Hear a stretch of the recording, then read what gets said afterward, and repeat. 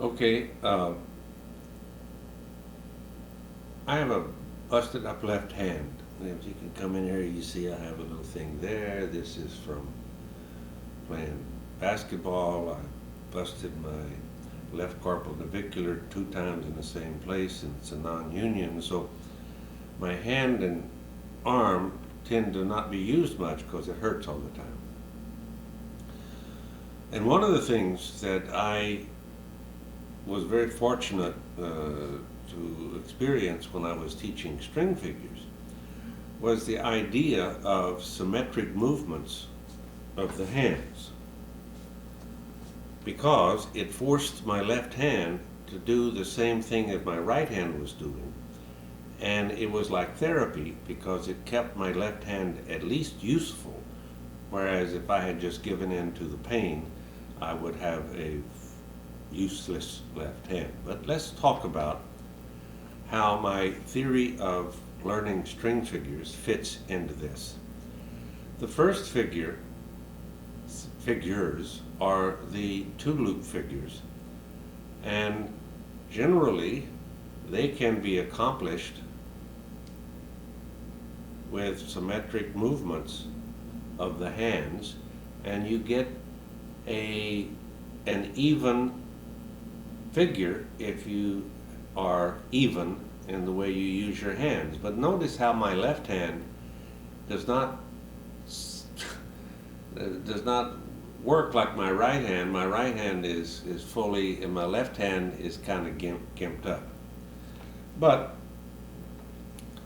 that was Osage 2 diamonds, Osage 4 diamonds, or Jacob's ladder is a very good exercise because you can see that the hands are doing the same thing, and I get a fairly symmetric figure. But there's definitely a readout of how uneven I am on my left hand and right hand movements because of the fact that my left hand is weak and cannot have the same range of motion. Those are the two-loop figures. And when you get to the three-loop figures, it gets even more interesting because Tin Men is a figure that you should practice a way of doing it with symmetric movements of your hand, always keeping slight tension. And you'll notice that my middle finger sprays out there because that's the way my hand is.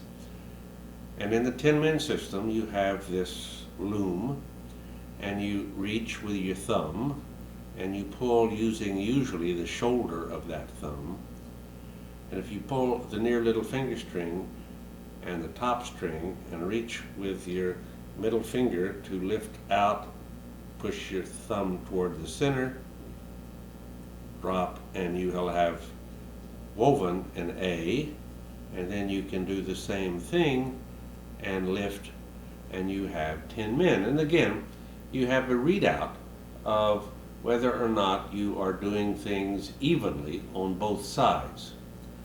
Now, that is the beginning figure, and I'm going to use a slightly longer string now because I'm going to start talking about how you can use the Tin Men system to practice symmetry while you are investigating the different kinds of figures that you can make. So when you're doing Tin Men, you can do an A, which is the near little finger string. B, the far under is a B, far over is a C, near under then over the far is an E, and over then under is under then over is a D, over then under is an E, and of course you can down flip any of them in order to make the inverse weave. So there is an E prime B. Let's do an E prime B just to see what happens. It's not a very good figure, you see. So we will try something that I know works. An A. Notice how I am trying to be loosely in control as I do symmetric movements so that I can get a figure like this, which is ACA.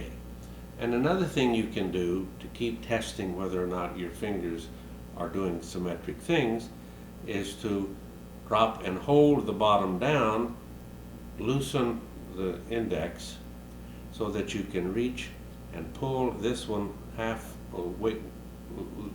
a twist towards you, transfer everything to the thumb, come inside, lift out, and you will have gotten a position where there is a two loop. So you can proceed then to do your two diamond ending, and you can get a figure that you can use the power lift with.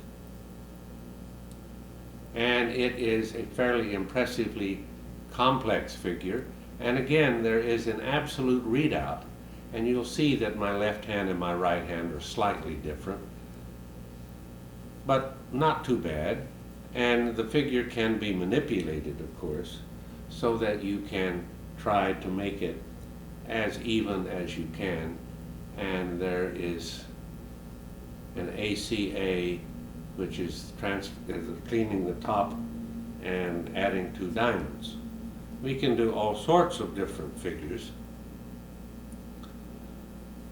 You do not have to be limited to the 10 straight figures, weaves coming from the little fingers weave. You can do the A universe, which is going over the near lower index and picking up A or B or C or any of the 10 weaves. The B universe is over the near, the C universe is over both.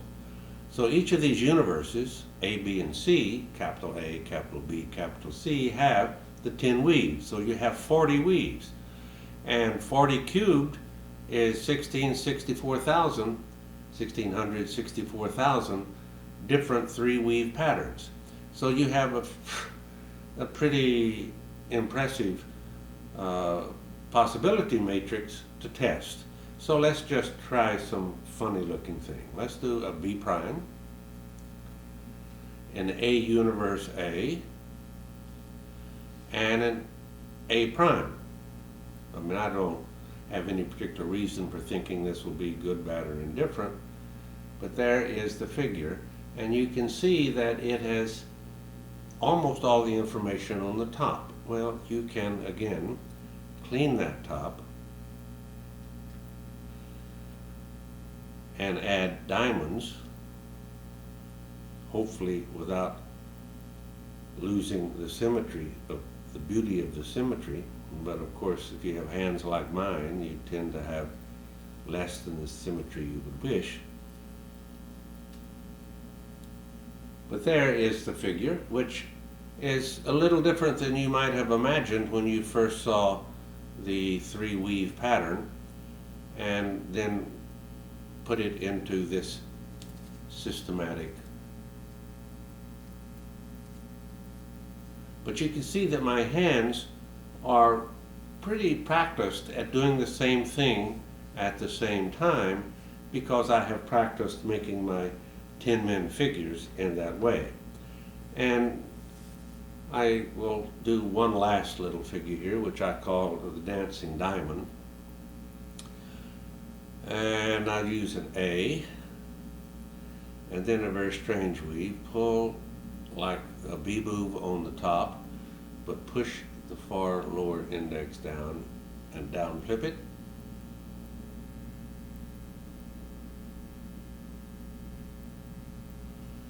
And you can see that the symmetry is pretty good there, and that is the little dancing diamond. But let's test me this morning to see if my hand hurts too much to keep the symmetry as I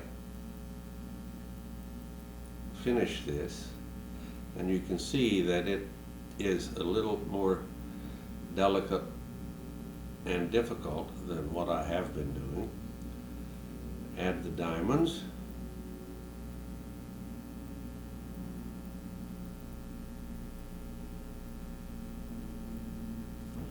And the power lift. And you can see that that little diamond in the center is still pretty much diamondy. Diamondy, there's a fine word. And there is these lines tend to be parallel, but my left side there, this side over here, has collapsed, and this side has parallel lines, and that is a very, very sensitive readout of how uneven I am, even though I have learned to pretty much hold my symmetry movements together even with a damaged left hand. And it of course has kept my left hand at least moving, so I can still use a left hand, whereas it's a lot weaker than the right. But I can still use it in intricate designs because I have been practicing with string figures. Now, another series of figures that I make are the Native American Indian series, and the prototypical one of those, I will do it here very quickly. Again, notice the symmetry of the movements as I make the Inuit net, and it is pretty symmetrical. And that symmetry of movement is what you tend to want to do as you do longer and more complex figures. Another thing that I do is use loop manipulations. For example, I can roll that index loop, lift through the thumb, reach and pull the little finger down through the index, rotate, thumb up through, little finger down through, rotate, thumb up through, little finger down through, rotate once, rotate twice. And now I'm going to finish with the Inuit net. And you'll see that all of my hand throughout this operation, except for the scraping off of things I just did, are generally symmetrical movements. And I deliberately made this figure so that there would be an asymmetry in the center, and that is because I used an opening A, or an opening B. I think I probably did an opening A, but it was one of the A or B openings which caused the center to have that asymmetry. But that is a consequence of actually every string figure is asymmetrical, because we live in a chiral universe, which is a handed universe. The hands can go together that way, but not that way. And the chiral universe is a four-dimensional universe, and every four-dimensional reality is chiral or handed mathematically. And we have 3 dimensions of space and 1 of time, and the time is how we flex this torus on itself through time, so that a string figure is actually a 4-dimensional space-time vector held on the hands. Now I will do the same figure, but I won't do the whole thing. Up. Oh, didn't do that right. I have to first rotate, and then up, and then down, and then rotate, and then up, and then down. I'll do the whole thing, it doesn't matter, because this is, once you have gotten into a place where you can use your fingers dexterously, as if both were right-handed, if your fingers are trained to do the maneuvers and you have practiced, much like you practice playing the violin or the piano, you will be able to make all of these figures. And now you see, since I used the LDNA opening, I have a symmetric center. The same figure, but it's a symmetric center, and it shows, and that's one of the reasons I began using the LDNA and RDNA openings, is because they gave symmetric centers when I was doing my longer and longer figures. But I guess what I'm really talking about this morning is the fact that string figures not only allow you to learn to pay attention to what your fingers are doing, it not only rewires the brain of a young person as they are learning to do it, much like what instrumentalists do. They train the mind, they prune it, they make all of the connections more exact, and they are able to pay attention and do things such as learning other abstract systems much better, and they become much better learners and students. But they also can work on the symmetry movements, and the wiring of the brain can be much more connected from one side to the other. There is a thing in the brain called a corpus callosum, and it is a shunt, or a little thing at kind of the base of the brain, that connects the two sides of the brain so that they can talk to each other. But in most people, the corpus callosum is fairly small. It is interesting that it is larger in women, by and large, than it is in men. And women tend to be much better at multitasking, at seeing 2 or 3 things happening at once, and understanding and integrating that information, whereas men don't. And that's a function of the number and the complexity of the connections between the two sides of the brain, because the two sides of the brain tend to do different sorts of things. But one of the things that I found after I had practiced and done symmetry movements